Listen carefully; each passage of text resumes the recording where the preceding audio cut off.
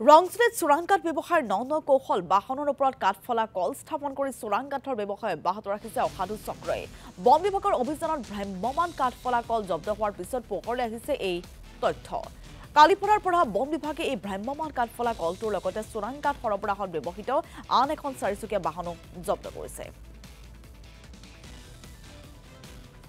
Alto বাহনখন আচলতে ডামৰা আৰএফৰ ভিতৰত ধৰা হৈছে আচলতে এইটো আমি গম পোৱা নাছিলোঁ যে এনেকুৱা যে অবৈধভাৱে এল্টো বাহনতো যে কাঠ সৰবৰাহ কৰে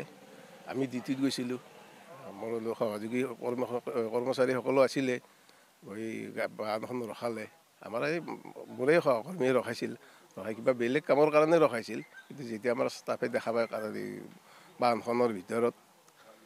অবৈধভাৱে অনা কাঠ আছে তেতিয়া আমি জব্দ কৰিবলৈ সক্ষম হওঁ আৰু আচলতে যিটো মিল বেঞ্চ মিল ধৰা হৈছে সেইটো আচলতে ভ্ৰাম্যমান বুলিয়ে ক'ব লাগিব আৰু আগতেও দেখা নাছিলোঁ এইবাৰেই প্ৰথম বিশেষ সূত্ৰে গম পাওঁ যে এনেকুৱা ভ্ৰাম্যমান হিচাপত এটা বেঞ্চ মিল চলি আছে